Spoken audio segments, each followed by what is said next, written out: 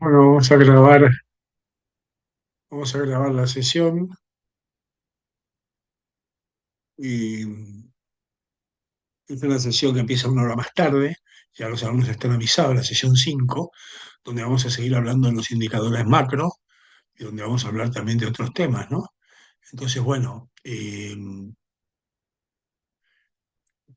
faltan 10 minutos para empezar la sesión y ahí comenzamos. Este mes es un mes de conferencias donde viajo mucho, pero nada, muy contento con el curso, se está desenvolviendo muy bien, los alumnos participan mucho y creo que estamos cumpliendo los objetivos, ¿no? Y el tema de geopolítica les está gustando, así que bastante contento. Bueno, vamos a esperar un poquito, yo ya puse a grabar, pero todavía faltan unos minutos, ¿no? Para comenzar la sesión.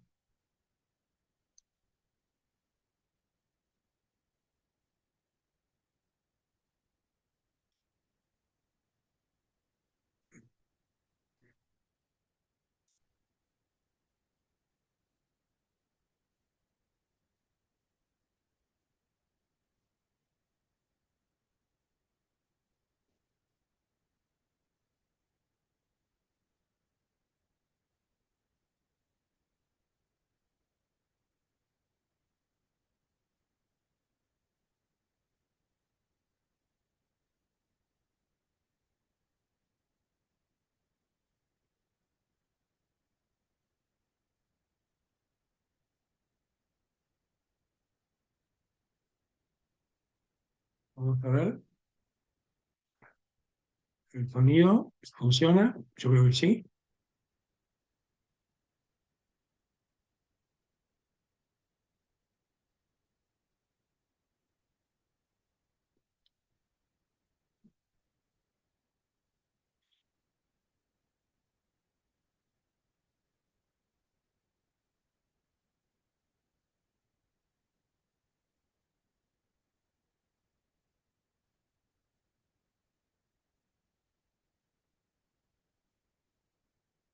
Manuel, ¿cómo estás?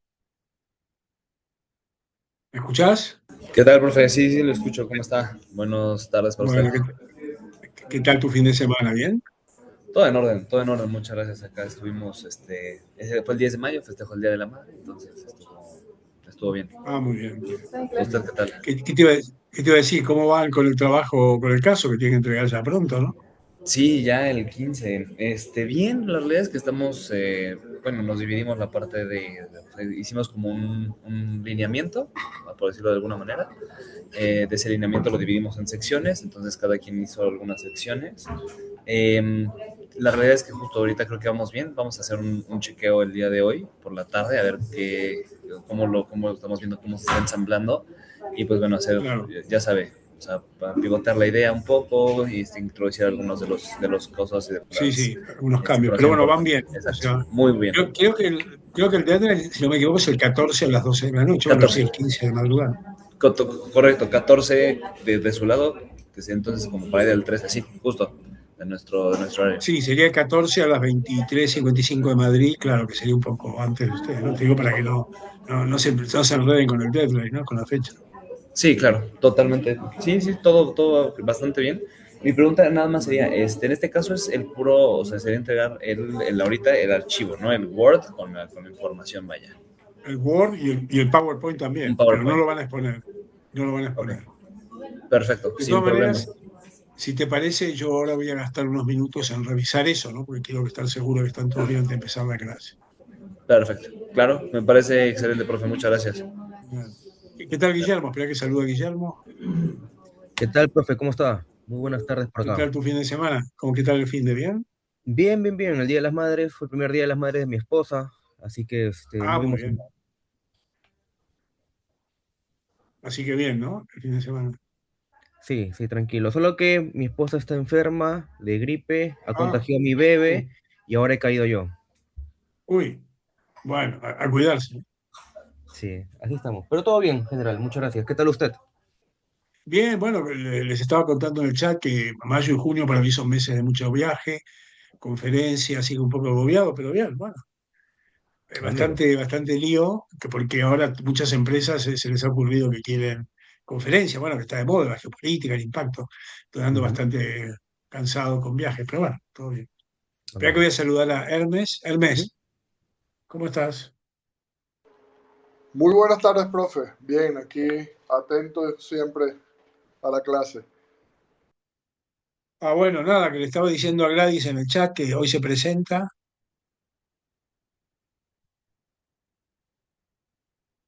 pero me dice que anda liada. Bueno, no importa. Así que bueno, nada, hoy vamos a hablar un poquito ahora cuando vengan los compañeros, un poco antes del trabajo, a ver cómo van, antes de empezar la clase, para asegurarme que van todo en orden. Voy a repetir un poco la metodología y ya después seguimos con la clase, ¿no? Así que todo bien. Vamos a esperar. Yo acabo de llegar hace 10 minutos de viaje, o sea que ando un poco agobiado, ¿no? Lo típico, ¿no? Y siempre preocupado, porque yo soy muy puntual, siempre preocupado. Al final llegué 15 minutos antes de la clase, pero viste que a veces con el transporte, a veces se puede atrasar. Pero bueno, ahora me tocan 2 meses de mucho viaje, le contaba a los compañeros, y bueno, ahí estamos. Así que, bueno, esperamos un poquito, quedan 3 minutos, a ver hoy, como hemos cambiado la hora, es una hora más tarde, a ver si tenemos la asistencia de siempre o un poco menos, veremos, ¿no? Perfecto, perfecto, profe. Sí, sí, sí, Venga, cualquier cosa igual. ahora, no, Un ahora cafecito nos yo creo que hablamos. va a venir bien. Sí, no me ha dado tiempo, la verdad que no me ha dado tiempo, y lo malo es que cuando termino con ustedes tengo otra conferencia inmediatamente después, entonces nada, hoy es un día medio complicadillo. Pues normalmente si no viajo no está mal, pero ahora que vengo de un viaje y ustedes y luego hay otro grupo, más complicado. Pero bueno, se hace con entusiasmo, no hay problema. Entonces, Perfecto. esperamos un poquitito, 3 minutos, que ya vienen los compañeros. Vale, súper. Gracias, profe. Genial, saludos a todos. Y estuvimos viendo fútbol, ganó el Barcelona al Real Madrid, no sé si son futboleros ustedes, pero yo vi el partido, sí. Estuvo bien. Barcelona, bueno, Sí, ya el Ma- se ganó la liga. Ya, ya, ya. y ahora tenemos el Mundial, ¿eh? Tenemos el Mundial a la vuelta de la esquina. Nosotros terminamos con ustedes el día 4 de junio, creo, y empieza el 19, o sea que nada, ya después de terminar tenemos el Mundial. No sé si lo van a seguir o no, pero Sí, de hecho, por ejemplo, aquí en México se está hablando, o sea, de acabar el ciclo escolar antes de todos los que son primarias, secundarias, etcétera, para dos cosas. Una, que haya pues digamos que la ciudad no se hunda en tráfico, porque ese es uno de los temas que tienen ya. las ciudades de sedes. Y dos, pues también temas de ondas de calor que han venido bastante interesantes, bastante Ah, fuertes. cierto, ¿no? Porque ahora me olvidé, claro, en México hay partidos, ¿no? Es Estados Unidos, Sí, México. es Ya, Estados por Unidos, eso, México, ¿eh? Justo. Sí, ahí ahorita habrá. han estado haciendo ese tipo Lo que de pasa es que adecuaciones y conseguir adaptaciones. entradas debe ser caro, ¿no? Las entradas. Sí, digo, desde México acá, o sea, te intentabas buscar alguna entrada y sí estaba demasiado Sí, elevado el precio, ¿no? claro, claro. Sí, sí, me imagino, ¿no?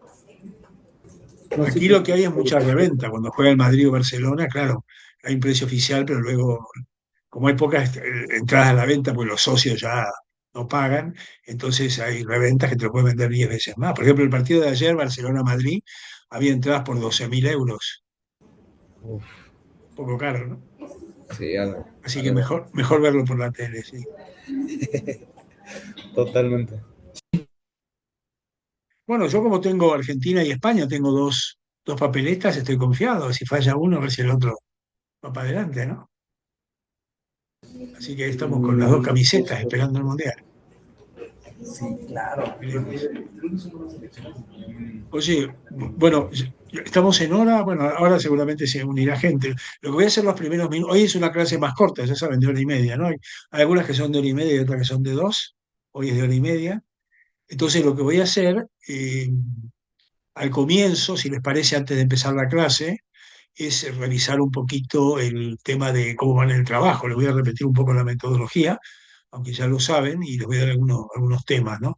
Eh, es importante que cumplan el deadline, ¿eh? No se me enreden con la hora, porque recuerden que creo que es el 14 a las 23:59 de Madrid, lo cual de Madrid quiere decir que lo tienen que enviar al horario de Madrid, ¿no? Entonces, no lo dejen para el último segundo.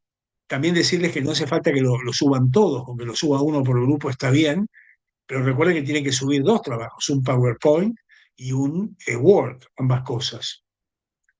Entonces ahora dejaré algún minutito para que haya más quórum y contaré un poquito más el tema de la metodología, ¿no? Algunos me preguntaban, porque el fin de semana me estuvieron escribiendo bastantes por el chat privado, don Mario, ¿qué pasa si en vez de 3.000 palabras son 3.000 cosas? En general hay tolerancia, ¿no? Hasta un 10% más o menos es automático, ¿no? Pero recuerden que hay un truco y es que en el Word hay un anexo. Entonces ese anexo puede ser de un folio a 1.000.000 de folios. Entonces, si tienen demasiado, el truco es poner en las 3.000 lo importante, el body, lo más, la chicha, la sustancia, what is the beef, y dejar para el anexo análisis no tan importante, más cuadros, más gráficos, ¿no? Ese es un poco el truco que yo recomiendo. Pero bueno, en cuanto a la flexibilidad, que muchos me han escrito al privado, si yo digo 3.000, hasta un 10% más o menos está perfecto. Hombre, ya si es más de un 10%, bueno, ya, en fin, con moderación, ¿no? Más o menos. Siempre mejor que haya de más que de menos, ¿eh? Porque si escriben menos parece como que son vagos y no han trabajado. Otro tema, chicos, que les dije, pero es importante, no solo de cara a mí, sino a los profes. A los profes no nos gusta, pero sabemos que lo hacen, que se dividan el trabajo, pero sabemos que es normal, ¿no? Ahora, si se dividen el trabajo, yo no tengo problema, pero con una condición, que luego se junten todos 2 días antes de la presentación, se lean todos el trabajo global, lo discutan y todo el mundo conozca todo el trabajo, porque no se trata de que ustedes conozcan su parte y ni idea, ¿no? Y además, como en el examen va a haber preguntas sobre vuestra presentación, no sobre su parte, pues se lo tienen que saber. No les digo porque a veces los alumnos, hombre, yo entiendo, están ocupados y no tienen mucho tiempo, se juntan casos y tienden a preparar una parte y luego se junta y pega. En fin, yo sabiendo que esa es la metodología de los alumnos, sé que es así, no tengo problema siempre y cuando luego se junte todo, se lean todo, discutan todo y se sepan todo el trabajo, ¿no? Vuestra parte. No lo digo para que lo sepan. ¿Cuál es la diferencia entre el caso uno que tienen que entregar ahora y el caso 2? El uno no se presenta, el 2 se presenta con PowerPoint, ¿no? Esa sería la diferencia. Bueno, de lo que estoy diciendo hasta ahora, que veo que ya tenemos un buen quórum, ¿tenés preguntas, dudas, comentarios? Yo normalmente lo que hago es 10 días después, porque ando muy liado, ¿no? Que me lo presentan, lo corrijo, les pongo una nota y les pongo un feedback. Un feedback quiere decir que también les pongo un comentario, ¿no? Que ha estado bien, que ha estado mal, para que lo tengan. Sí, Isabel, me estás preguntando algo, dime, dime. Sí, yo tengo una pregunta. ¿Me estás oyendo bien ahí? Sí, sí, sí, te escucho, adelante. Listo. El trabajo tiene dos puntos. El primero es el de las tendencias geopolíticas y el segundo es la comparación del país que escogimos con otro de otro continente. La comparación Sí, pues como dice ahí, como de los temas económicos como más relevantes y eso, pero cierto que la comparación no se hace con cada una de las tendencias. claro, claro. No, a ver, Isabel, yo este trabajo como es el primero, ahora que no nos escucha nadie, soy flexible, en el sentido que si lo hacen de una manera u otra, me da un poco igual. El segundo no. El caso que voy a ser muy riguroso es el segundo porque ya han tenido el primero. Pero bueno, si lo haces un poquito más comparando tendencia o comparando economía, me da un poco igual, ¿eh? Te digo, porque yo sé que algunos grupos lo hacen de una manera u otra. A los efectos prácticos no importa, lo podéis hacer de las dos maneras, ¿vale? Listo, señor, gracias. Pero eso por ser el primer caso, soy flexible. Ya el segundo no. El segundo Perfecto. que tiene. Ahora, en el segundo, este no porque no lo van a exponer. Quiero decirte algo, vos que empezaste tarde. Lo que se valora es 80% que el trabajo tenga contenido, que esté bien, chicha, sustancia, where is the beef, profundidad. 10% timing, como tienen que exponer, creo que eran 25 minutos por grupo, 20, 25 creo que le dije 25 que si exponen sean 25, que no sean ni 5 minutos ni una hora. Y luego hay una ponderación que es más difícil en los online y muy fácil en los presenciales, que es que improvisen, ¿no? Que no lean de las transparencias. Claro, en un online no es tan fácil verlo, pero uno se da cuenta, ¿no? Si el alumno está leyendo, no hay que leer. La técnica siempre del PowerPoint es ponen poco texto y sobre el texto van comentando. Ahora bien, pueden usar PowerPoint, pero hay muchos, acá se usa mucho el Prezi, hay maneras más sofisticadas, ¿no? Más lindas, digamos, de presentar, que no son el PowerPoint, pero bueno, lo normal es PowerPoint, pero hay grupos que prefieren otro tipo de presentación. El Prezi es una que se usa mucho en España. Estoy hablando del trabajo, el segundo, el primero no, que bueno, pueden explorar. Pero bueno, si lo hacen en PowerPoint está bien, no hay problema. Sí, el Canva está muy bien también. O sea, bueno, ahí ya un poco cada grupo en función de vuestro nivel tecnológico. PowerPoint es de mínima, pero ya les digo que PowerPoint se usa así, pero no siempre, ¿no? Hay otras maneras de usar. Más preguntas, chicos, sobre los trabajos antes de empezar la clase, ¿no? Entonces, importante, lo que lo dije al principio, ahora que ya tenemos buen quórum, tenemos muy buen quórum, 24. eh, el tema es el deadline, ¿no? Recuerden que es 23:59 de Madrid. Entonces, no esperen para el último segundo, por favor, porque me ha pasado muchas veces que hay alumnos que me escriben, don Mario, es que el último segundo y me enredé y no me funcionaba internet. Bueno, eso no.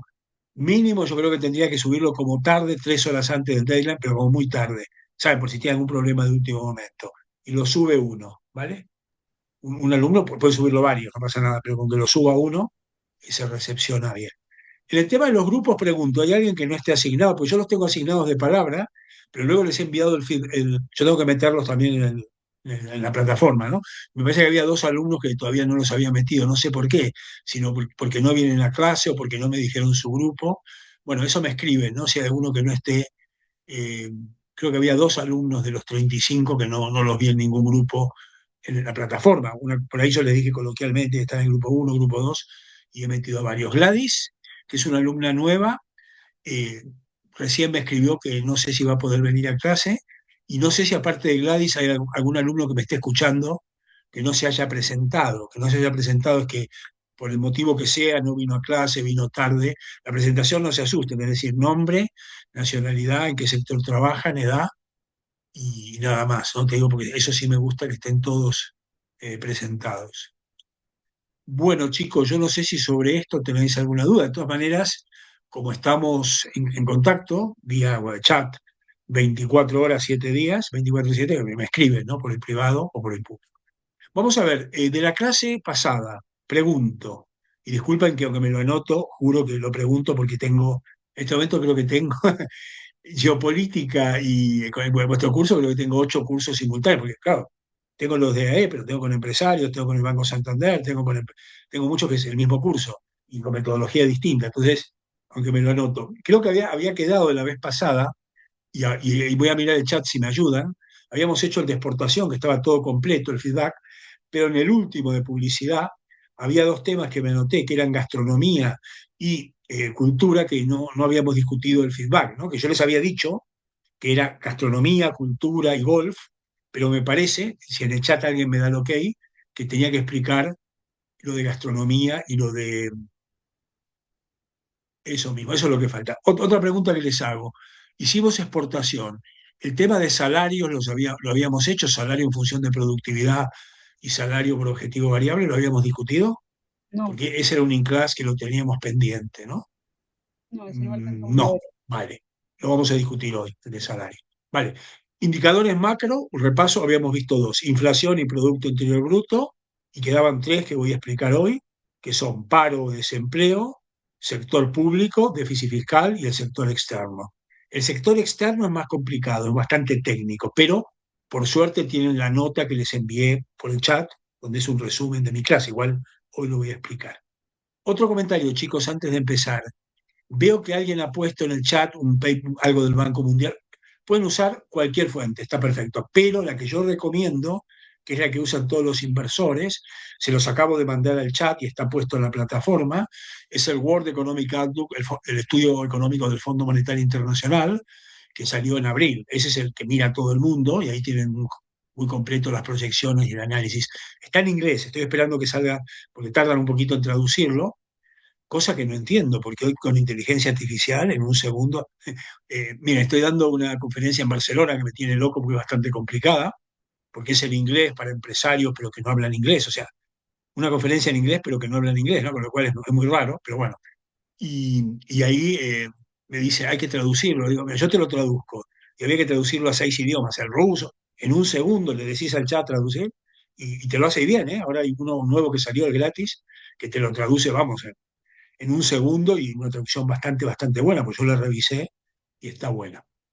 Bueno, otro tema, chicos, que no les comenté, no se olviden de que las referencias y bibliografía hay que usarlo, hay que entregarlo con metodología APA. Ya saben que hay 2 maneras de presentar los datos, Harvard y APA. Y AE usa APA. El que no sepa, esto es cómo presentar el documento. Pones autor por orden alfabético, el año entre paréntesis, la editorial donde va.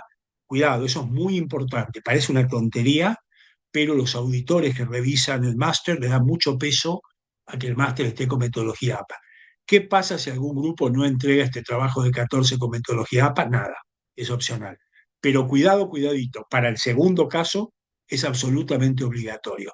Es una tontería, ¿no? Es mirar en internet metodología APA y ahí te explica que el paréntesis va primero, que el año va después, en fin, pero hay que hacerlo con esa metodología de referencia. Bueno, entonces, empiezo con el feedback, si les parece, y empezamos la clase. A ver, el último ejercicio era, lo repito, usted es trabaja en una agencia de publicidad y tiene que en el New York Times publicar una publicidad para incentivar que americanos de USA visiten España, pero como turistas, no como inversores o exportadores. ¿Cuál sería el eslogan y cuáles serían los tres temas? ¿No? El eslogan, he dicho, que mientras sea creativo no hay ninguno ganador, evitar toros, que a los americanos no les gusta, evitar sol y playa, que un americano que quiera sol y playa va a Bahamas o Miami y no viene aquí, y a golf, gastronomía y cultura. Entonces, en el tema gastronomía, y voy a mirar un poco el chat, les preguntaba cuáles son los dos chefs, por ahí eso no lo saben, ¿no? Los dos chefs, ya saben que la comida peruana aquí tiene mucho prestigio, es el número uno en el mundo. Hay un cocinero, Gastón, Gastón creo que se llama, que tiene restaurantes en Perú y aquí, que es muy famoso. Bueno, pero España tiene el quinto lugar sí, Gastón, ese mismo. Tiene un par de restaurantes, tiene uno muy caro y uno no tan caro. Ustedes saben, los alumnos peruanos, que acá en Madrid hay mucha colectividad peruana, ¿no? Y hay una zona cerca de Plaza España, cuando vengan, que hay 15 restaurantes peruanos. Son un poco cutres, no son muy buenos, pero 15, uno al lado del otro. O sea que yo no he ido, pero fíjense si van a encontrar comida peruana. Bueno, los dos cocineros españoles más famosos en Estados Unidos son José Andrés y Ferran Adrià. Y José Andrés es un asturiano que se fue a Estados Unidos hace 20 años, es muy famoso, tiene una ONG que cuando hay algún volcán, un huracán, algo, manda comida gratis. Y en Estados Unidos se hizo famoso porque era socio de Trump, pero cuando Trump en el primer gobierno empezó a hablar mal de los mexicanos, con buen criterio lo mandó a la mierda. Dijo, bueno, yo soy latino y no voy a permitirlo. Y ya tenía firmado un acuerdo para hacer un joint venture, digamos, un hotel y un restaurante juntos con Trump firmado. Y cuando Trump empezó a hablar mal de los mexicanos, dijo, yo contigo no voy a hacer nada. Y fue a juicio y se montó un lío terrible. Entonces, dado lo conocido que es en Estados Unidos José Andrés, habría que poner la foto. Y Ferran Adrià es el creador, un catalán, de la Nouvelle Cuisine. Esa cocina que cuesta 150 euros más vino, te ponen raciones pequeñas. A mi mujer le gusta, a mí no, porque las raciones son muy pequeñas. Y yo siempre le digo, busca una pizzería cerca porque me voy con hambre. Ya me ven que soy grandote, yo soy más de chuletón y no de esta comida pequeñita que tira flores y humito, que no me convence. Bueno, Ferran Adrià es muy famoso y habría que poner la foto de estos dos cocineros. Bueno, yendo al tema cultural, a ver, voy a evaluar, aunque muchos de ustedes son de América Latina, vuestros conocimientos de España. Si yo les preguntara, ¿cuáles son los 5 monumentos españoles más famosos en América Latina y el mundo? Cuidado, el Estadio Real Madrid, Camp Nou, no es un monumento. Cuando hablo de monumento, catedral, iglesias, museos. A ver, empiezo a mirar, veo que dicen la Sagrada Familia. Bueno, la Sagrada Familia es el segundo más famoso. Bien, el Museo del Prado, el quinto. Veo que hay Sagrada Familia, que es el número 2. No, por ahora no van acertando. A ver, les voy a ayudar.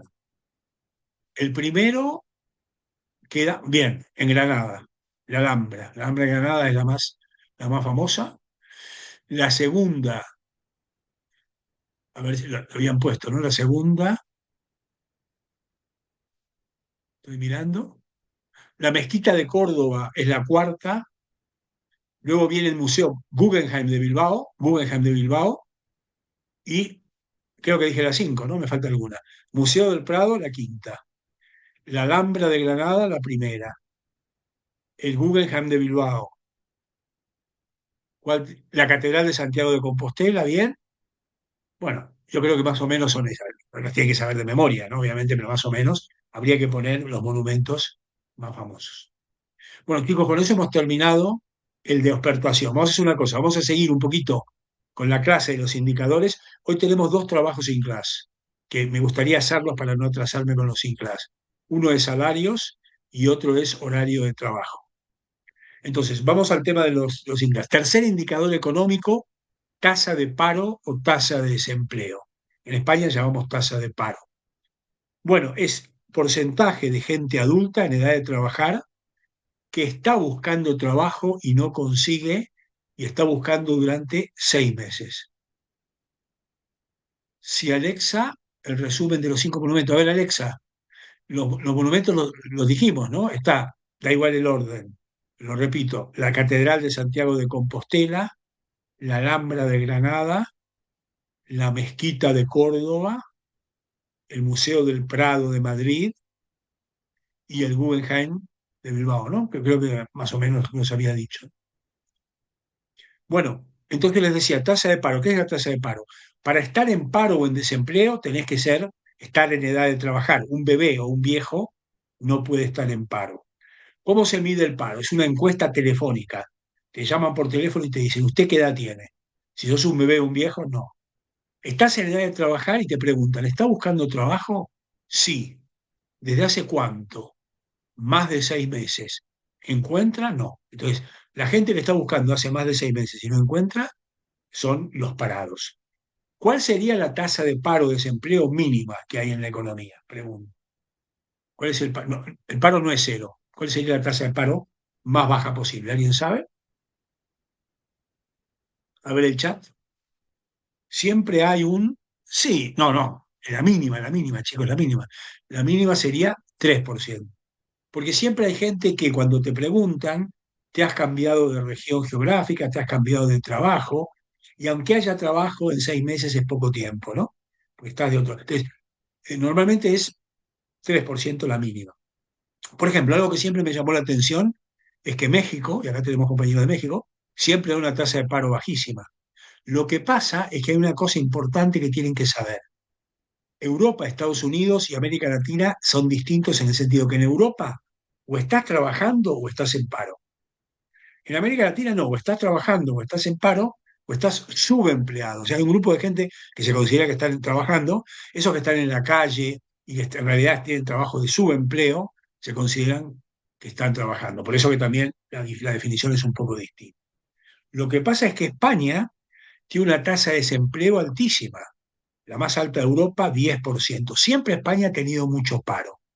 ¿Cuál sería el promedio de la tasa de paro de Europa? Bueno, si se mete en el World Economic Outlook del Fondo Monetario, yo no lo he visto, pero más o menos será promedio 6-7%, ¿no?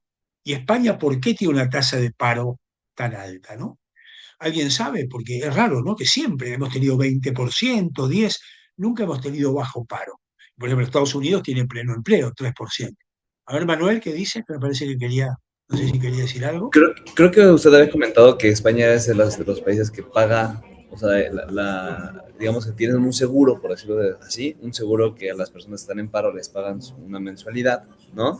Y esa mensualidad, por decirlo de alguna manera, es muy similar a lo que estarían encontrando un trabajo en o sea, el trabajo mínimo en España. Entonces prefieren eso Exacto, que trabajar. exacto. Voy a explicarlo porque eso es importante y quizás le llama la atención. Primero, la tasa de paro elevada es raro porque hay muchos empresarios que te dicen, Mario, con una tasa de paro de 10%, yo busco trabajo de camarero, tengo una empresa, ¿no? De restaurante, de camarero, de café, en el campo, en la construcción, y nadie se presenta. Entonces parece raro que con tanta gente que no tiene trabajo, no haya trabajo, ¿no? Eso ahora lo vamos a explicar.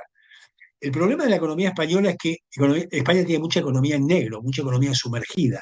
De hecho, creo que les conté que España es el subcampeón europeo de la economía informal. O sea, gente que está trabajando, pero no paga impuestos, está en negro, no paga cotización a la seguridad social.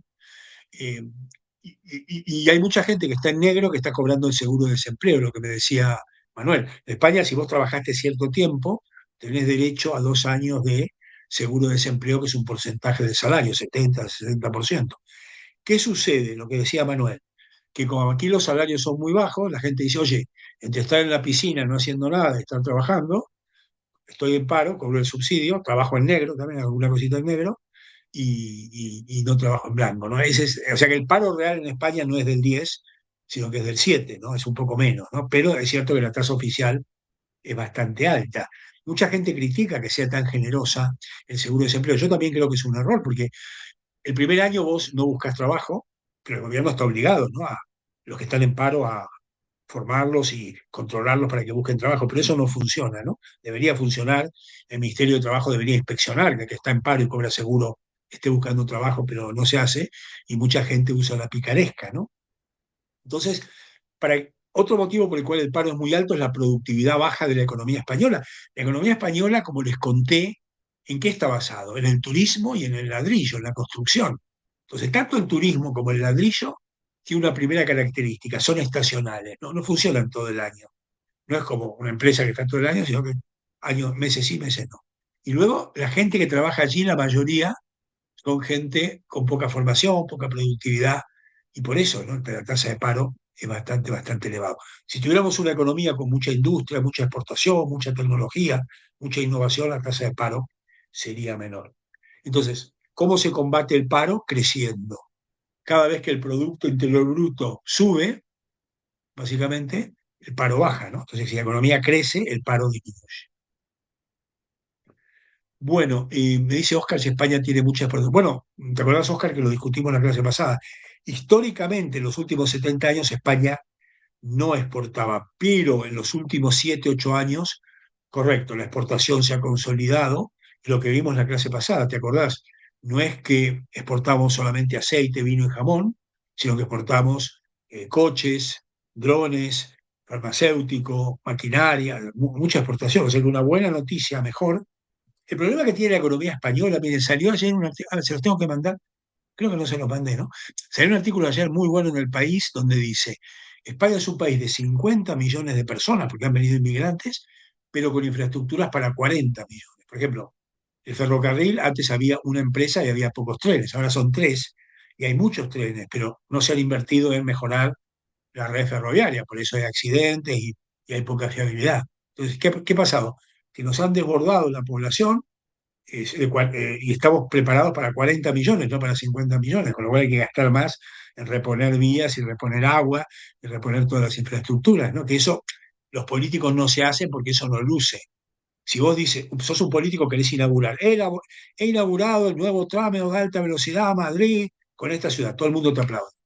Si decís, he renovado las vías, eso nadie lo mira, eso no luce. Entonces los políticos tienden a gastar mucho en inauguraciones, sacarse fotos y poco en algo muy importante que es mantener la red, ¿no? Eh, entonces, bueno, en el tema de paro, España, cuidado, hubo años que tuvo 20% de paro, ahora están en 10, pero sigue siendo los países con más paro, ¿no? Por eso que es importante crecer. ¿Y cómo se crece? Lo hemos visto. O vía consumo, o vía inversión, o vía gasto, o vía exportación. Esas son las vías de crecimiento económico. Bueno, chicos, sobre el tema del paro, no sé si tenéis alguna pregunta, porque ahora lo que voy a hacer es vamos a entrar en los INCLAS de hoy. Vamos a ver el tema de salario y el tema de horario de trabajo, ¿no? Porque estamos bien, no estamos atrasados, pero no quiero atrasar. Creo que Hermes levantó la mano. Sí, Sí, yo Hermes, dime. tengo una pregunta. ¿Por qué si tienen tantas garantías, digamos 2 años de salario, y tienen una problemática grande que son los índices de natalidad?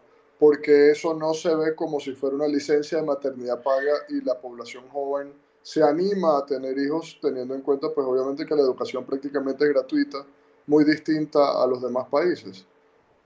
No, pero ¿te acordás, Hermes, que estuvimos discutiendo mucho? En las primeras clases tuvimos una discusión larga de por qué en España la gente no tiene hijos, ¿no? Bueno, primero que es un fenómeno mundial, en todo el mundo mundial la gente tiene menos hijos, ¿no? Y te acordás que hablamos de 4 factores, te acordás que lo estuvimos discutiendo en clase.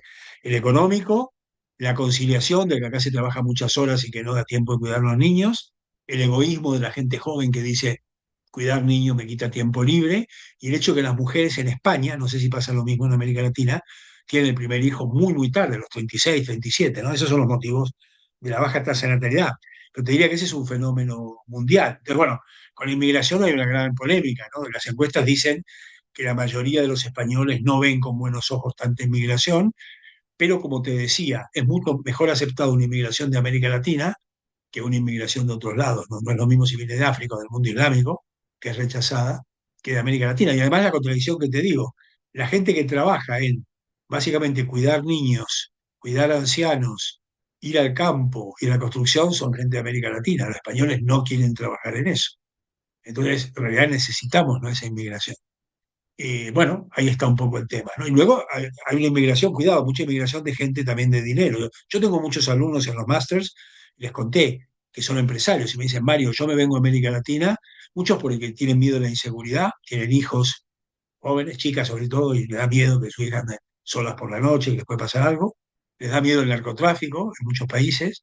Dice, bueno, en España, yo siempre te digo, España para mí es mitad camino entre Estados Unidos y América Latina, está más desarrollado que América Latina, entonces para un latino está bastante bien. ¿Cuál es el problema? Que con salarios tan bajos, con tanto palo y con un precio de la vivienda tan alto, pues a no ser que seas emprendedor o que te fiche una empresa con un cargo alto, que también puede ser, no es tan fácil, ¿no? Ese es el tema. Sí, dice Oscar que en Barcelona es cierto, en Barcelona está más peligroso. Hay mucho, mucho más peligro que otros lados, ciertas zonas. Bueno, chicos, pasamos, si les parece, a los in class. Vamos a hacer lo siguiente: yo les dicto los ejercicios. Recuerden la metodología, que les doy 2 minutos para pensar, no contesten antes y lo vamos discutiendo. Bueno, el próximo ejercicio es muy interesante. A ver, vamos a hablar de los salarios en el sector privado. Yo les había contado, voy a hacer una introducción, que en España pasa algo raro. Ganás más dinerillo si trabajás en el sector público que si trabajás en el sector privado. Eso a mí me parece insólito, porque no conozco ningún país del mundo donde el sector público pague más que el sector privado. El sector privado trabajás más horas, sos más eficiente. El sector público, en fin, se trabaja menos. Eh, el argumento es que en el sector público se paga un 20% más. El argumento que da el gobierno es el siguiente: para poder trabajar en el sector público tenés que aprobar un examen que se llama oposición. Y muchos de los que trabajan en el sector público son jueces, inspectores de Hacienda, registradores de la propiedad, técnicos comerciales del Estado, que tienen un nivel educativo muy alto. Y ellos dicen, los que trabajan en el sector privado son camareros, trabajan en el campo y son brutos. No es así. Sí, hay camareros, pero hay muchos ingenieros que son muy buenos. Muchos de mis alumnos de máster son ingenieros y son brillantes y ganan un salario bajísimo, ¿no? Entonces, mm, no es que el sector público gane mucho, pero el sector privado gana poco. Ese es uno de los problemas serios que tenemos. Eh, bueno, y ese es uno de los desafíos, ¿no? Yo doy mucho curso a Pricewaterhouse, a Deloitte, y los chicos son ingenieros. Bueno, es cierto que no tienen máster, son muy jóvenes, no tienen máster, pero por ahí ganan 25.000, 22.000, pero trabajan de 9 de la mañana a 10 de la noche y hasta la madrugada cuando tienen un proyecto, ¿no? Yo les digo, chicos, aguanten, es como hacer la mili, ¿no? O sea, vos trabajás 2 años en una de las 4 grandes y luego está muy bien, te pilla cualquiera porque te da mucho currículum y aprendés, ¿no? Porque tienen que aprender. Piensen que son chicos que no tienen un máster, ¿no? Terminaron la carrera, pero es cierto que los salarios son bajos, ¿no? Y de esos, de cada 10, 2 llegan a socios, ¿no? Los demás se quedan en salario bajo. Hay 2 que sí, hacen carrera y llegan a socios, pero el 80% se queda en salario bajo. Bueno, esa es la realidad. Entonces, dentro de los salarios que son bajos, ¿cuál es la política? Voy a hablar de los salarios privados, ¿eh? La pregunta es sobre salarios privados. El criterio en Europa y en España es que los salarios suben de acuerdo a la inflación. Si la inflación, el índice de precio de consumo, sube 2%, en promedio se negocia un aumento de 2%. ¿Cuál es el problema? Que como los salarios son bajos, si esa fórmula no se altera y no puede haber una subida superior, van a seguir bajos, ¿me entiendes, no? Si los precios suben un 2 y te suben el 2, siempre va a ser bajo, porque tu salario real sigue igual. ¿Eh? Te suben el nominal, pero al subir los precios 2 estás igual. Entonces ahora la Comisión Europea ha pensado, ustedes tienen que pensarlo, qué opinión tienen, ha pensado que a partir del año que viene, en 2 años en Europa, pero yo les pregunto para España, los salarios en el sector privado van a depender de 2 factores nuevos que les voy a contar. Primero, salario en función de la inflación sigue, no cambia, con lo cual no se los voy a preguntar porque eso sigue. Un primer cambio es que tu salario en el sector privado, y eso vale para todo, desde secretaria hasta director general, va a variar en función de la, atención, productividad de tu empresa, no de tu departamento, de tu empresa. Quiere decir que si tu empresa va bien y la productividad sube un 1%, tu salario va a subir inflación más 1%. Ahora les explico cómo se calcula la productividad. Pero ¿qué pasaría si tenés un mal año y la productividad de tu empresa cae un 1%? La propuesta, que ustedes me tienen que decir si están de acuerdo o no, es que todos los salarios bajarían un 1%. Para evitar que en un país como España, que tiene mucha empresa pequeña, termines echando la mitad de la plantilla o cerrando la empresa. O sea, la inflación Hermes, vuelvo a decirte, sigue igual. Si hay una inflación del 2 se sube el 2. Pero ¿qué es lo nuevo? Que además de eso te pueden subir o bajar en función de esto que te estoy contando, la productividad de tu empresa. Hermes, una cosa, tú eres radiólogo, me dijiste, o te entendí mal. Sí, sí, señor. ¿Y en qué país estás? En Colombia, Bueno, luego por el privado hablaremos, ¿no? Porque los radiólogos en claro que España sí. están muy, muy bien, y en Europa también, yo luego me cuentas de Colombia. Luego, Sí, un día aquí también hacemos. muy bien. No, lo que quería preguntar es, lo que estaba afirmando, profesor, era que en función de la productividad se podía sumar, pero por más de que la productividad decaiga, el aumento no debe ser menor del punto que ya está asegurado de la inflación. No, a ver, te lo explico de nuevo. Imagínate que la inflación es 2%. Todo el mundo en el sector privado tendría un más 2%. Eso es ahora. ¿Qué es lo nuevo? Que además de ese 2% que ya está, en función de la productividad de tu empresa, tu salario podría subir si sube la productividad de tu empresa o bajar. Entonces, y vos me preguntás, ¿y qué es la productividad?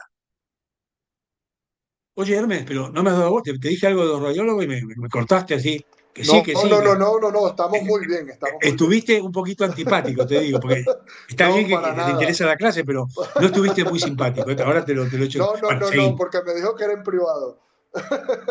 Ya, pero eso no quiere decir que me trates de decir, bueno, Mario, basta hablar chorradas, vamos a la clase. Ya. Bueno, ahora me ofendí y no pienso hablar de la ocasión. Bueno, seguimos. No, está bien que pregunte, porque es un tema complejo. Entonces, productividad, ¿qué quiere decir? Y ahora se los cuento a todos. Productividad es la relación que hay entre lo que produce una empresa dividido los costes. Entonces, dos maneras de ganar productividad es producir más y con los mismos costes o costos, o producir lo mismo bajando costos. Ahora bien, ustedes dirán, bueno, ¿y de qué depende la producción, el numerador?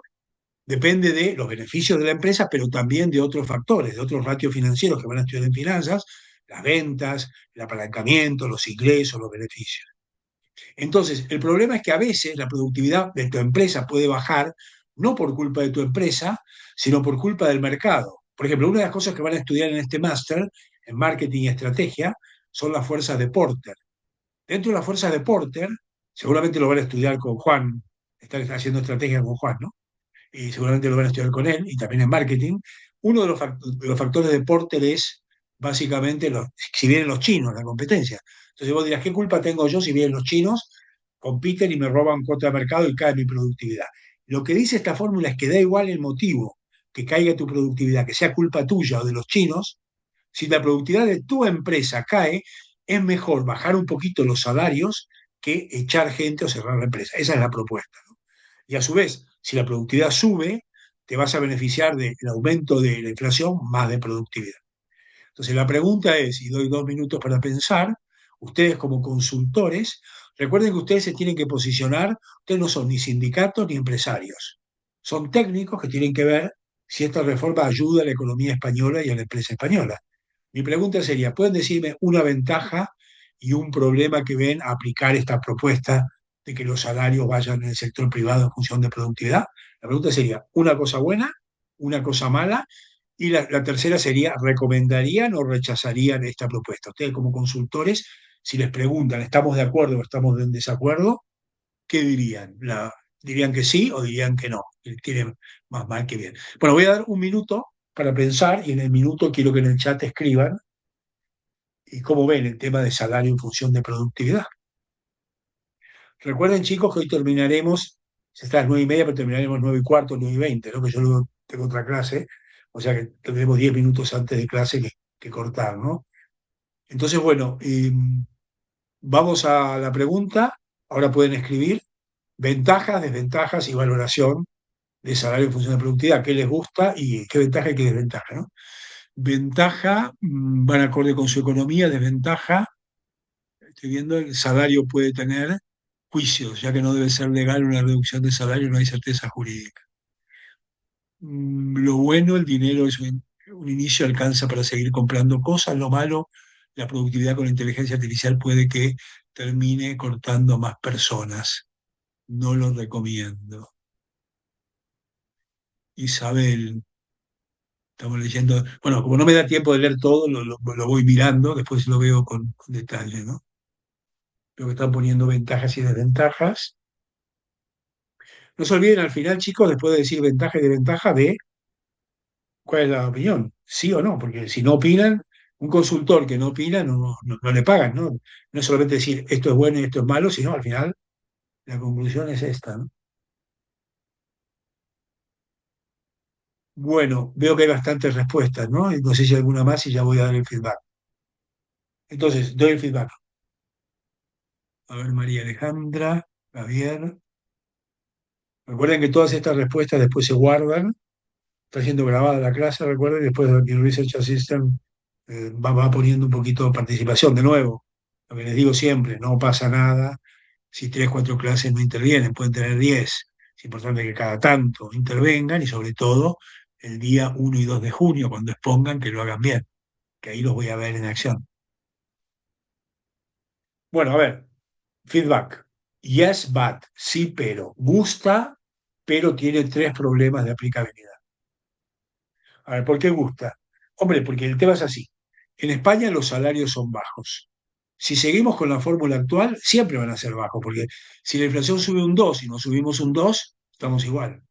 Hay que arriesgar un poquito para subir salario. Ya les dije que con la inteligencia artificial la productividad va a subir, porque las empresas van a producir más con menores costes. Con lo cual, si seguimos con esta fórmula, los trabajadores no van a poder beneficiarse. Y lo que tienen que hacer a partir de ahora es beneficiarse de eso. Con lo cual, se considera positivo que si una empresa tiene aumento de productividad, los salarios suban, y que si una empresa tiene caída de productividad, en vez de echar gente o cerrar, es mejor ese año bajar un poco los salarios. Sin embargo, hay tres críticas. Primer crítica, básicamente. La primera crítica es por qué una secretaria que gana poco y no es directiva va a tener una caída de salario. Ella no tiene la culpa de que el director general se equivoque o vengan los chinos. Sin embargo, para que los empresarios acepten esta propuesta tiene que ser simétrica. Si la empresa va bien, los costes laborales suben y si la empresa va mal, los costes laborales bajen. Esto es para que las empresas acepten esta medida y sea simétrica. Segunda crítica, ¿se puede medir la productividad de una secretaria?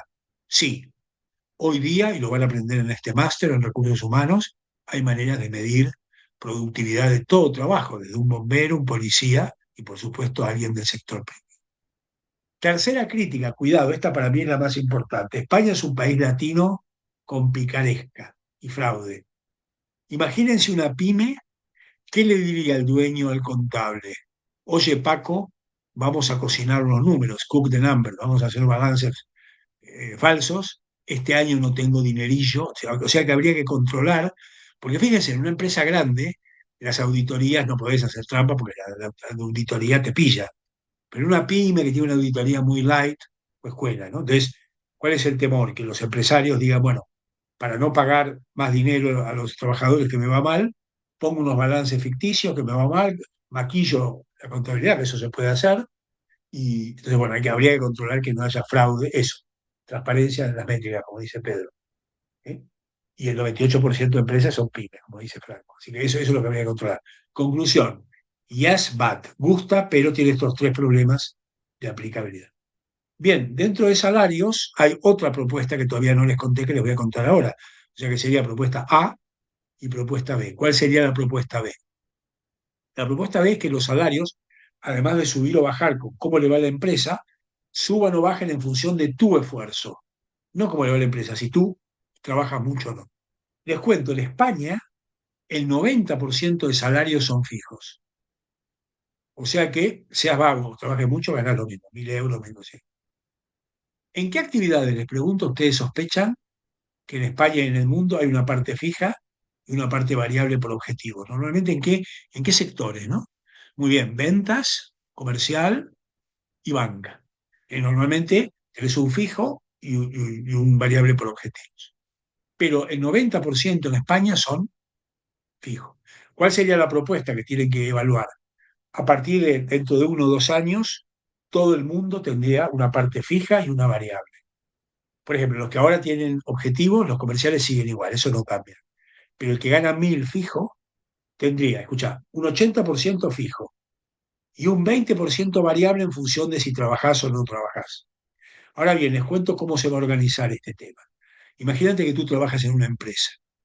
Las empresas a todos los trabajadores, de manera individual y numérica, le van a dar dos objetivos al año. Uno de enero a junio y uno de julio a diciembre.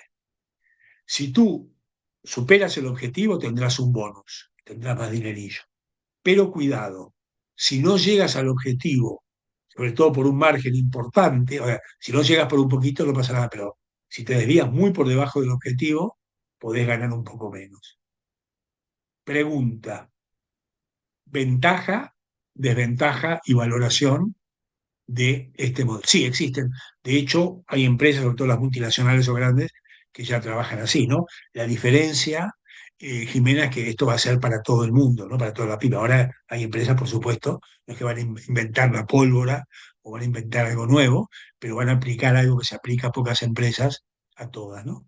Entonces, la pregunta es, y les doy un minuto para pensar, una ventaja y un problema, básicamente, y si están de acuerdo o no, si les parece una buena. Veo que ya algunos están escribiendo, está bien, no hay problema, la experiencia de sus países, y dentro de un minuto les voy a pedir que eh, escriban ventaja, desventaja y si están de acuerdo o no. Damos un minuto. Bueno, veo que esta, por lo que escriben, les ha gustado un poco más que la primera. Venga, abrimos la veda, adelante, a escribir. eh, Salario en función de objetivos variables por esfuerzo, una ventaja, una desventaja y valoración. Algunos dicen que tiene muchas ventajas, veo que gusta bastante, por lo poco que estoy viendo de respuestas.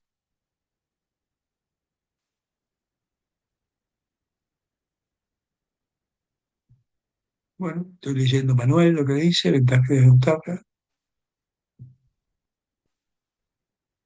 Sí, estos que escriben un poquito largo no lo leo, porque si empiezo a leer ya se pasa, pero sí lo miro ahí a vuelo de pájaro, ¿no? Para tener una idea.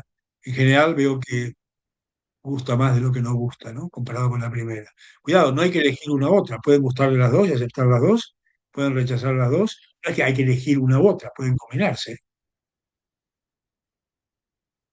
Bueno, ¿alguna opinión más? Y doy el final, chicos.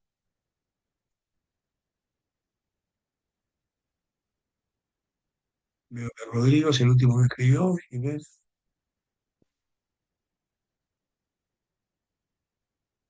Jimena, eso es un chollo, de acuerdo con Hermes, eso es una trampa, ¿no? Decir, bueno, digo lo que dijo otro y ya está. No, no, tienes que bajar un poco tú y escribir. No, es porque precisamente también trabajo con un tema de compensación similar al que indicaste y veo que Hermes también, Ah, entonces tengo como las sí, mismas nada. sensaciones que él. Te digo en chiste, ¿no? Porque a veces cuando trabajan en grupo, bueno, ustedes no, en Zoom a veces los mandamos a grupos, entonces dicen lo mismo, y yo les hago chiste, hombre, trabajen un poco, eso es lo mismo, es fácil. Bueno, a ver, veo que esta les ha gustado más. ¿Qué dice el Banco Mundial? Dice, yes, but, sí gusta, sobre todo le gusta mucho esto a los expertos en recursos humanos, porque cree que motiva mucho, ¿no? Si vos evidentemente vas a trabajar y sabes que vas a tener un bonus, si ganás siempre lo mismo, hagas lo que hagas, no estás motivado. Tiene un problema, ¿no? Que veo que alguno ha detectado, pero que es muy obvio. Si vos le preguntás a cualquier comercial en España si está contento, todos te dicen lo mismo. No, estoy de culo porque me han puesto objetivos muy difíciles. Aquí la clave es que los objetivos, por lo menos en España, los suele poner la empresa, ¿no? Y a veces la empresa, en vez de poner objetivos normales, razonables, se va de boca y les pone objetivos imposibles, con lo cual la gente, más que motivar, está desmotivada. Les cuento un ejemplo. Yo creo que les conté que estuve 20 años de profesor en el Banco Santander, ¿no? Básicamente, y ahora le doy la palabra a Jocelyn. Y antes de Lehman Brothers, los brokers de banca privada ganaban mitad fijo y mitad variable, ¿no? Y el variable siempre lo obtenían. Pero después de Lehman Brothers, Santander les puso unos variables muy, muy difíciles y ellos se quejan. Me dicen, Mario, un año bueno, trabajando como bestia, puedo conseguir un 20% del variable porque los objetivos son inalcanzables. Entonces, para que esto funcione, los objetivos tienen que ser razonables. Sí, Jocelyn, no sé si querías decir algo. O levantaste la mano por error, no sé. Oh, sí, sí, Bueno, disculpa. Es que también he trabajado en banca, estoy todavía en banca y precisamente lo que vemos es que depende el tipo de objetivo, porque hay objetivos que son o que no dependen del departamento a quien asigna, o que lo que tú dices, que no son inalcanzables, son ilusorios. Entonces, no tiene sentido. Entonces, tendría que haber alguien que, como decía aquí una compañera, que verifique ese tipo de objetivos. O sea, habría alguien que Sí, revise también eso arriba. sí, sí, no, exacto. Ese es un poco lo que dice Jocelyn, tiene razón. Es un poco la crítica, ¿no? Que a veces la empresa se va un poquito de ambición y al final, más que motivar, desmotiva, porque si tu objetivo vos sabés que no llegás ni matándote, es negativo. Entonces, siempre que los objetivos estén un poquito, que sean razonables, sí. ¿Cuál sería la conclusión? Con esto termino. La conclusión es combinar ambos. Salario en función de inflación, más productividad, más objetivo variable. Esa sería un poquito la nueva filosofía de salarios. Venga, chicos, seguimos. Tenemos un segundo in class, que es el tema de horario de trabajo que les voy a ir contando para que ustedes también comenten. Jocelyn, yo creo que te quité porque creo que has hablado, ¿no? Me parece que, o querés hablar de nuevo. Me imagino que no, pero como veo que está de nuevo, debe ser por error, ¿no? Bueno, en todo caso, a ver, horario de trabajo, les digo el tema. El país del mundo donde más horas se trabaja, creo que lo dije, es México. De acuerdo a la Organización Mundial del Trabajo, México es el país que más horas se trabaja. En España, si trabajás en el sector público como funcionario, el horario es muy bueno, de 8 de la mañana a 3 de la tarde. Entonces a la gente le gusta porque acá se come tarde, ya saben, no es como allí. Entonces vos salís, comés, siesta y tenés toda la tarde para vos. En el sector privado, el horario teórico es de 9 a 5, pero en la práctica a los jefes les gusta lo que yo les conté, calentar la silla, ¿no? Y básicamente calentar la silla significa que el jefe le gusta que te quedes tarde. Normalmente si el jefe se va, sobre todo los subjefes se van con el jefe, ¿no? El resto no, pero que se ve mal, ¿no? Que te vayas a las 5, lo cual es absurdo, ¿no? Porque si vos terminaste tu trabajo no tiene sentido. También en España a ver, se trabaja con poca intensidad, hay un coffee break a las 11 con un bocata, en fin, ya sabemos, ¿no? Y luego los breaks, lunch break, para comer a veces es 1 hora, 2 horas, son muy extensos, ¿no? Yo recuerdo, en el Banco Santander se quejaba mucho porque ellos hacían lunch break de 2 horas, ¿no? Y ellos querían comer en 1 hora y irse 1 hora antes, ¿no? Y me decían, cuando hacíamos formación, me decía Mario, pero a ver, la comida es un buffet, o sea, cada uno se sirve, yo en media hora como, voy a caminar y en 1 hora vuelvo al trabajo y prefiero salir 1 hora antes para estar con mi familia, ¿no? Pero hay mucho un tema cultural en España, por lo menos, de que hay que hacer un break, hay que echar horas, y bueno, eso hace que en el sector privado la gente esté bastante desconforme, ¿no? Por el horario. ¿Qué sucede? Ahora cuento las novedades. La Comisión Europea está trabajando para tratar de homogeneizar que el horario laboral del sector privado sea el mismo en todos los países de Europa. Por ejemplo, en el norte de Europa se entra pronto a trabajar y se sale pronto. En Alemania es raro que después de las 4 o 5 de la tarde haya alguien trabajando, pero entran pronto. Y en general los breaks son más cortitos, ¿no? Comer un bocata al estilo Estados Unidos, comes un bocata en el despacho y seguís trabajando, ¿no? Se trabaja con más intensidad. Bien es cierto que en Estados Unidos, como el objetivo de la vida es trabajar, hay pocas vacaciones y se trabajan muchas horas, ¿no? Eso también es cierto, porque ahí son todos workaholic, ¿no? El trabajo es un objetivo de vida, no es un medio, sino que es un objetivo. En China también están en esa onda, ¿no? Lo que les conté, que ahora, antes China tenía una ventaja competitiva, era que tenía salarios bajos y tenía una moneda, el yuan, que era muy débil, con lo cual podía exportar. Salarios bajos, moneda débil, exportaba. Ahora que la moneda china ya no es tan débil y que los salarios han subido bastante, la manera de competir es trabajar más horas. Entonces, si los chinos tuvieran un día más, trabajarían un día más, ¿no? Son tremendos en ese sentido. Entonces, por eso que yo creo que les conté que China de comunista no tiene nada. O sea, es comunista desde el punto de vista político. Pero creo que les conté que un chino, ningún chino te va a aceptar un salario mensual de 7.000 euros, les parece poco. Todos van a decir, no, yo quiero más. Un español te lo firma ya. 7.000 euros es un dineral. Acá los salarios son bajísimos, ¿no? Todos quieren ser empresarios. En China, por ejemplo, los ricos pagan poco impuesto. O sea que China es un capitalismo salvaje y trabaja muchas horas. Eso no es comunismo, ¿no? Es más bien explotación de los trabajadores.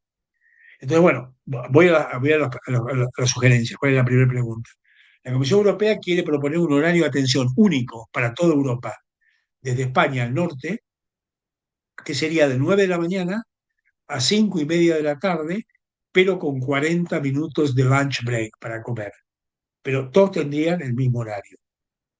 Saben que en Europa hay un pequeño problema de diferencia horaria. Hay algunos países, Portugal, que tiene una hora de diferencia, pero bueno, eso se juntaría para que estar todos al mismo tiempo trabajando. Entonces la pregunta sería, pensar, que en 2 minutos les voy a preguntar, dígame las ventajas tres y problemas tres que encuentran a que en Europa, en el futuro, en el sector privado, por ley, por regulación pública, se trabaje en un horario común de 9 a 5:30 con 40 minutos para comer. Entonces piensen si ese horario, qué tiene de bueno y qué tiene de malo, y además qué tiene de bueno y qué tiene de malo que trabajen todos al mismo tiempo en Europa, ¿no? Que eso también hay que analizar.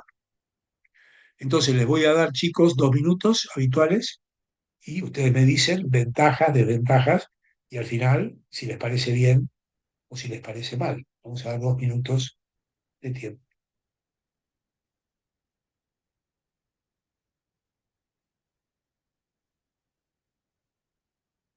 Bueno, son las y 51. Recuerden que más o menos a las y cuarto, entre cuarto y 20 tenemos que cortar. Pero bueno, vamos bien, ¿eh? Vamos, la verdad que vamos de acuerdo al programa. Recuerden también, chicos, cada tanto, sé que están muy liados entre el trabajo y los casos. Me imagino que Juan también, el de estrategia, les dará casos. Muy amigo mío, hablamos todos los días de ustedes, o sea que los tenemos muy, muy controlados, ¿no? Bien, la verdad que es un buen grupo, ¿no? Estamos ilusionados. Vamos a ver lo- lo- el rendimiento en los trabajos y en el examen, ¿no? Pero el día a día yo estoy muy conforme en cuanto a la participación y al interés en la materia, ¿no?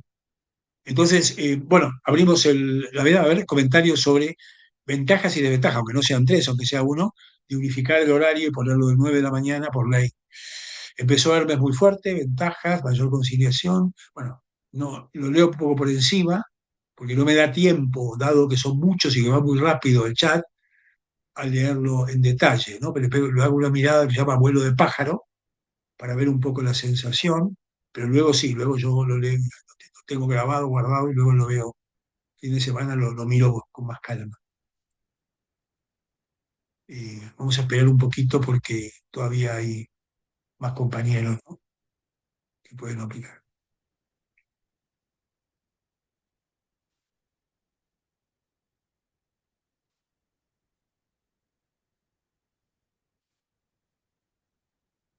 Bueno, veo que las opiniones están más ventajas y desventajas un poco por igual, ¿no? Algo más de desventajas veo que de ventajas.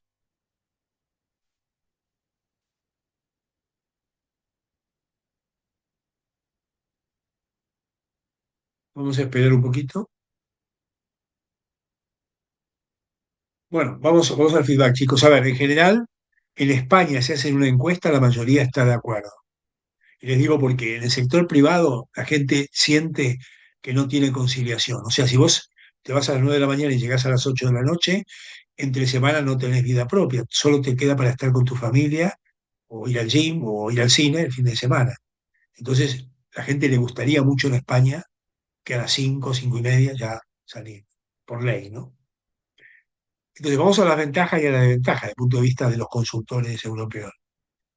Una primera ventaja es la que les dije, la conciliación entre el trabajo y la vida privada, ¿no? Que sería evidente, no es lo mismo salir 5:30 que salir a las 8 o a las 9, ¿no? Tendrías entre semana vida, ¿no? Y eso se valora muchísimo, ¿no?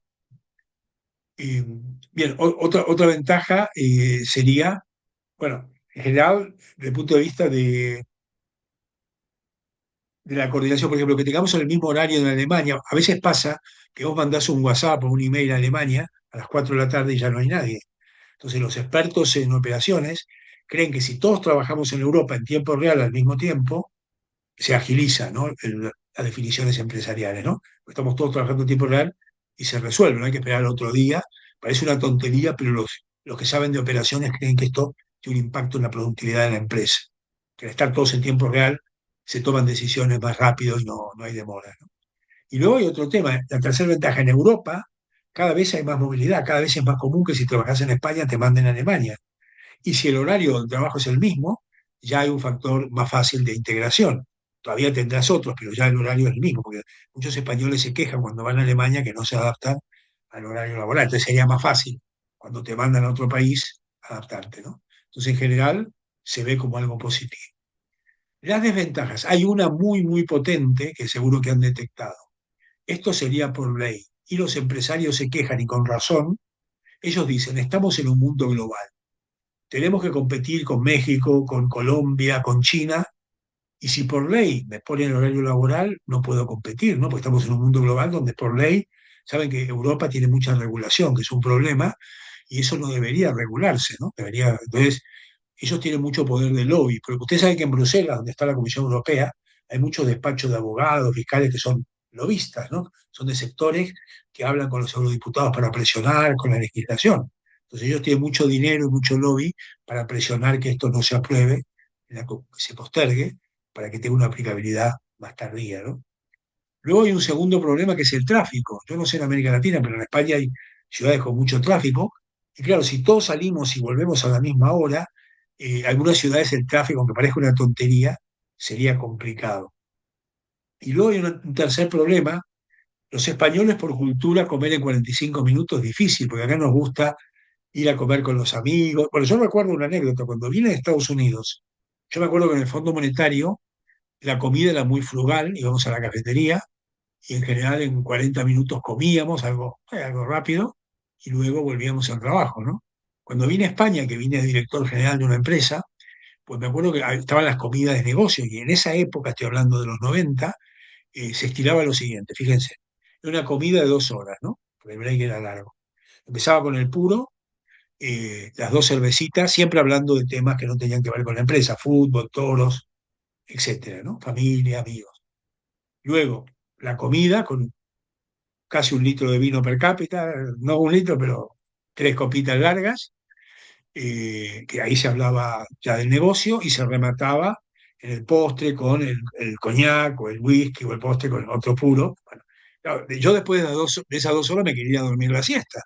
Y para mi sorpresa, veía que todos volvían al trabajo y fresco como una lechuga, ¿no? O sea que bueno, entonces es un tema vinculado también que en España, en general, el español suele ser, los compañeros españoles, seguro, los de América Latina les llaman la atención, así, ¿no? Como dice Jocelyn, es así.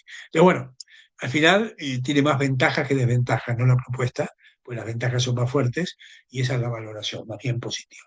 Sin embargo, y les voy a preguntar una última pregunta, habría excepciones, porque está claro que en España hay sectores donde es imposible, sea por motivos de logística, de operaciones o de clima, hacer ese horario. Entonces les voy a preguntar, y ya abro la veda ahora, cuáles son los 3 sectores en España que les parece que en el sector privado no se puede trabajar en ese horario y habría que hacer excepciones, ¿no? Porque serían sectores donde no se aplicaría esta normativa. Entonces, transporte, turismo, audiovisual, hostelería, logística. Sí, habría muchas excepciones, ¿no? Salud, medicina. Fíjense, un sector donde habría excepciones sería el sector servicios, y el sector servicios es muy amplio. De hecho, España tiene muchos servicios, ¿no? El segundo sería, ustedes vieron que hay fábricas que trabajan 24 horas, por ejemplo, una siderúrgica no puede apagar la maquinaria. Entonces, hay por motivos de 24 horas, por cuestiones operativas, hay sectores que por logística o por operaciones tienen que trabajar 24 horas y sería una excepción. Otra excepción sería el departamento internacional. En general, el departamento internacional, sobre todo con América Latina o China, por la diferencia de hora, tiene un horario distinto para atender a los proveedores o a los clientes, ¿no? Pero sobre todo los servicios, que son muchos, que ustedes han descrito, sería una excepción. Quiere decir que sería una medida que tendría muchas excepciones. Sería para una parte de la economía, pero al final no se aplicaría para una parte importante de la economía. Bueno, chicos, dejámoslo sin clase, ha estado muy bien. Felicitar a los grupos. Seguimos, tenemos 15 minutos para seguir con los indicadores macro. No creo que pueda terminar porque la parte del sector externo es muy compleja, pero empiezo, ¿no? Y la próxima clase, que es el miércoles, termino con los indicadores macro.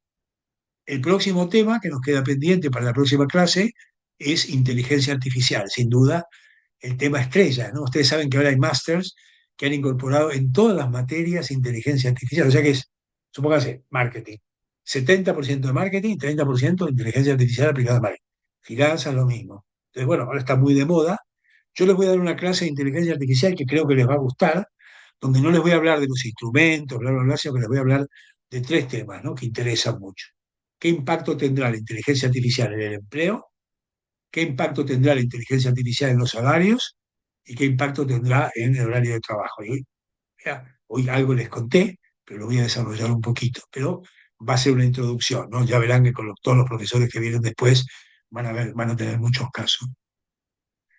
Bueno, me dice María José, nos quedamos en el tercer indicador, tasa de desempleo. Sí, sí, sí, eso. Terminamos con el desempleo, por eso digo que ahora nos quedan dos indicadores.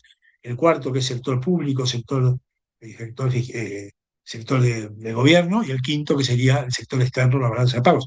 Vamos a hablar del cuarto, que es el déficit fiscal o déficit público. Bueno, empiezo. Luego haremos sobre esto un par de ejercicios interesantes sin clase. En economía hay un gobierno que tiene un gasto. ¿Cuál sería ejemplos de gasto? Pensiones, educación, sanidad, funcionarios, empresas del Estado, Casa Real, la Iglesia, bueno, muchas cosas, ¿no? Pues, que ahora viene el Papa y 15 millones de euros va a costar, ¿no? Estamos contentos que venga el Papa, por supuesto, ¿no? Y a ver cómo se paga. Fue conmigo que el otro día estuvo el coordinador de la Iglesia, está muy contento contando esto, pero cuando le preguntaron, pero dígame de dónde va a salir el dinero, se atragantó, empezó a toser, bueno, no, no sé, tenemos que ver. Bueno, será un poco de todo, ¿no? El gobierno contra un poquito, donaciones, la Iglesia, en fin. Pero evidentemente la Casa Real también cuesta dinero y hay una cierta polémica.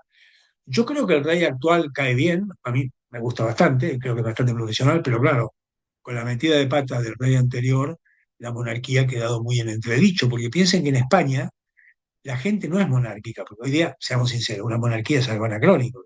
Todos pensamos en la democracia, tiene que votar la gente.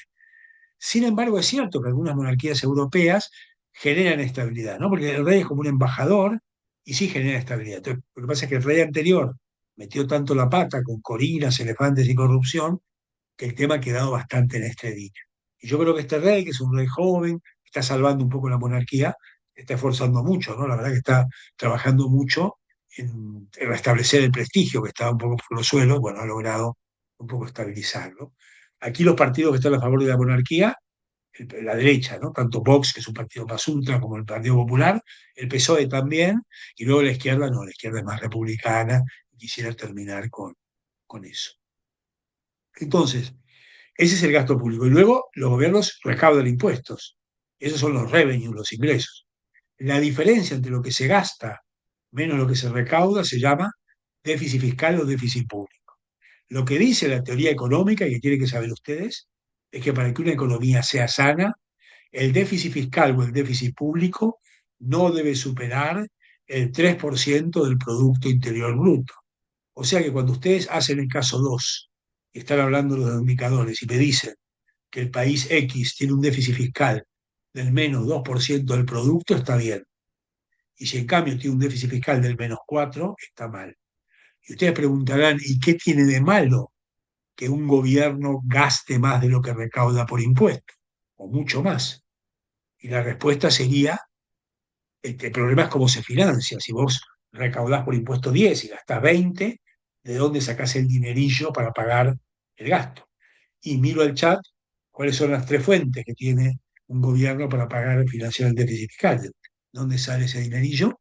Correcto, la deuda. Lo que hace Europa y España es la deuda, ¿no? Los impuestos no, porque ya está, yo dije, se gasta y se cobran impuestos. Una vez que tenés esa diferencia, eso, si gastás 10 y recaudás 7, eso menos 3, ¿de dónde sale, no?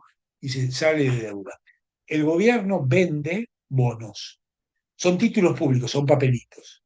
En función del periodo de vencimiento del bono de amortización, se llama distinto. Si es un bono que vence a corto plazo, 3 a 6 meses, se llama letra. Si es un bono de mediano plazo de duración o amortización, 1 año, 2 años, se llama bono. Y si es un título que vence en 10 años, se llama obligación. Pero en función, independientemente de cómo se llamen, son títulos que vende el Tesoro en un régimen de subasta y que compra, ¿quién compra los bonos? La deuda. Hay dos tipos de compradores.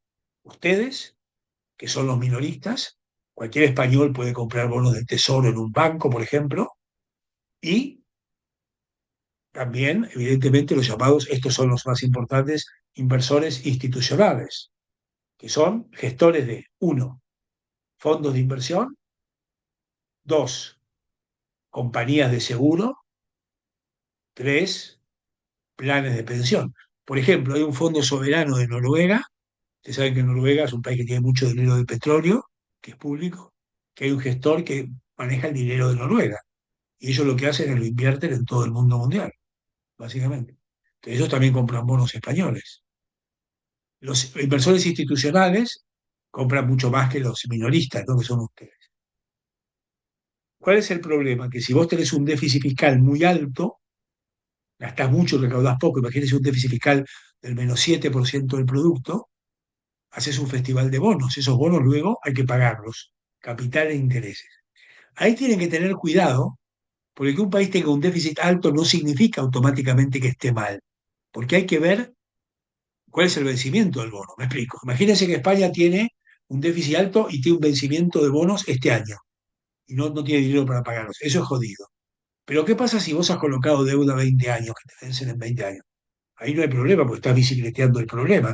Sin embargo, le estás pasando el problema a tus hijos o a tus nietos. Por eso se dice que el déficit fiscal no debería superar el 3% del producto. Y ahí hay dos indicadores que tienen que dominar, el déficit fiscal y lo que se llama la deuda pública o deuda interna. La deuda pública es la suma de todos los déficits que se va acumulando. Y el principio de macroeconomía es que la deuda pública no supere el 60% del Producto Interior Bruto. Entonces, repito, déficit fiscal, que es lo que gasta este año el gobierno menos que lo que recauda, 3% del producto. Pero la deuda pública, que es la suma de todas las deudas de todo el tiempo, que no supere el 60%. ¿Qué país, pregunto, sabe que tiene una deuda muy elevada? ¿Qué país del mundo? Miro el chat, son muy endeudados, tanto en déficit como en deuda. Estados Unidos, Japón, sobre todo Japón tiene una deuda de 220, esos son los que tienen un déficit más elevado. Pregunto, ¿por qué Estados Unidos es el único país del mundo que no tiene problema, aunque tenga un déficit elevado y una deuda elevada? Hay un solo país que da igual, que no tiene problema, ¿por qué Estados Unidos no tiene problema? El resto del mundo sí. Creo que lo expliqué en clase. Al tener el dólar americano, que es una moneda de refugio, significa que todos los inversores del mundo mundial compran dólares, ¿no? Ponen dinero en Estados Unidos y te financian. O sea que en vez de financiarlo con los americanos, lo financian con los japoneses, los chinos, los europeos, que te financian de afuera. Pero eso solo puede ser, la única moneda que es refugio de referencia es el dólar americano. Japón, por ejemplo, lo tiene jodido, tiene mucha deuda y el yen no es una moneda de refugio, es una moneda importante, pero no refugio. Entonces, claro, tiene un problema serio de endeudamiento, ¿no? Que va a tener que gastar menos en el futuro para poder atender ese endeudamiento.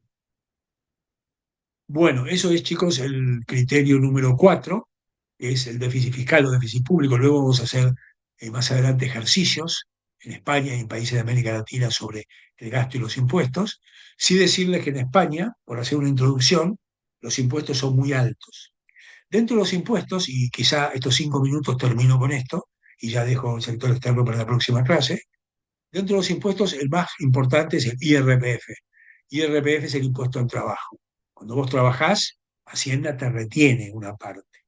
Cuanto más dinerillo ganás, más te retiene. Entonces, por ejemplo, lo que pueden hacer, si los compañeros de América Latina no saben, buscar en Internet impuesto al trabajo IRPF en España y ahí te pone hasta 20.000 euros, tenés que pagar un 20%, hasta si ganás más de 200.000 tanto, es progresivo. El problema es que son muy altos los impuestos. Dicen los tributaristas, los expertos en impuestos, que nadie, por más de que sea Bill Gates o Warren Buffett o el dueño del Santander, debería pagar más del 40% de su salario en impuestos. Si no, al final es confiscatorio, trabajar para el Estado. En España hay regiones donde pagás el 56%. En España, como en muchos países, la mitad es nacional para el Reino de España y la mitad es para tu región. Madrid, Cataluña, Andalucía. Pero el total sigue siendo muy alto, ¿no? Entonces, siempre se dice, por eso les cuento que en España hay un dicho que dice, uno trabaja de enero a junio para vos y de julio a diciembre para Hacienda. Al final terminás pagando mucho. Por ejemplo, nosotros, ahora que no se escucha a nadie, los de formación, a mí no me conviene dar más clases, porque ya tengo un nivel de ingreso que toda clase que dé después de cierto nivel va para Hacienda, ¿no? Va para mí muy poco, entonces ya al final decís, bueno, prefiero ir a la piscina y no dar tanta clase, porque después de cierto nivel de ingreso, como va subiendo el marginal, al final es 70% para Hacienda y 30% para vos, con lo cual no te compensa tanto esfuerzo.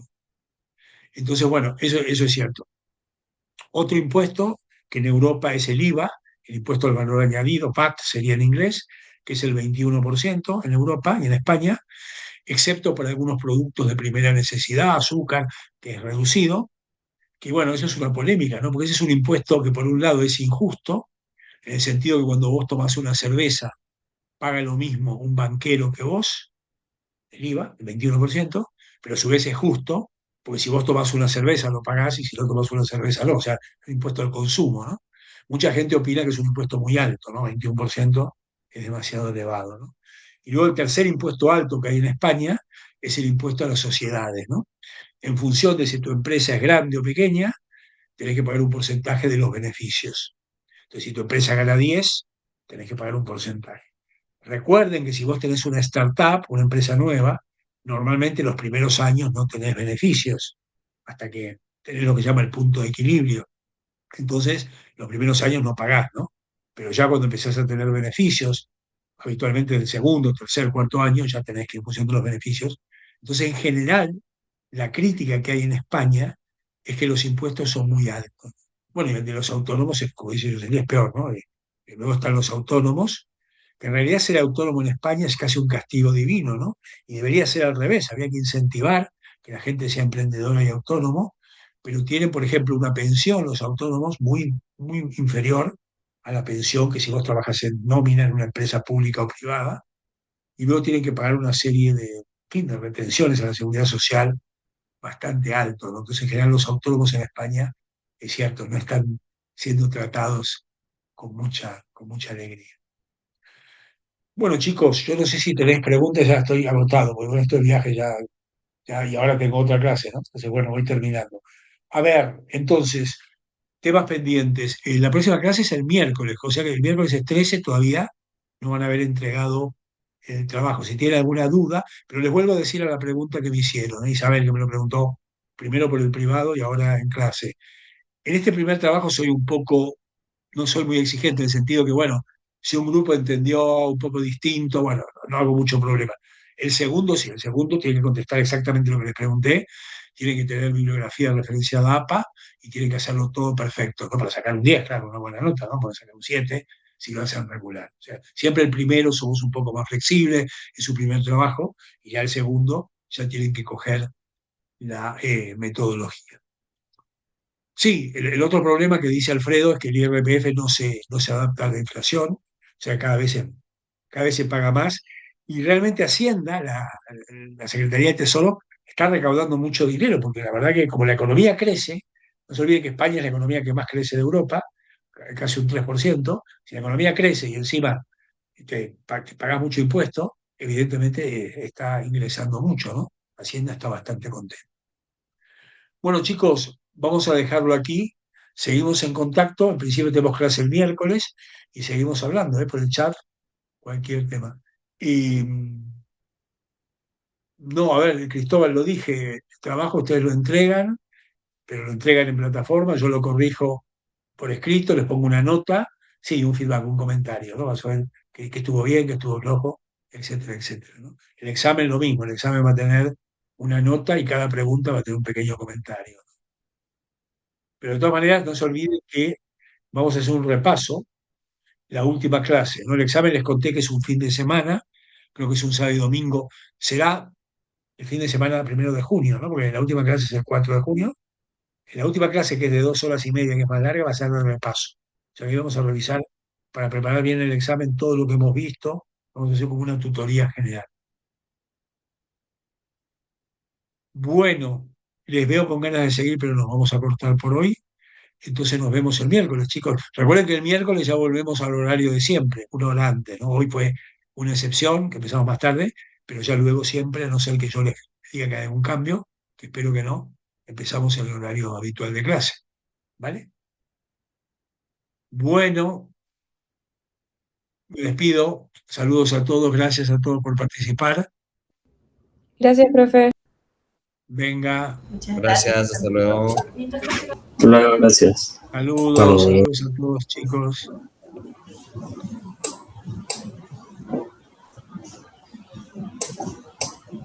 Muchas gracias, profe. Hasta luego, profesor.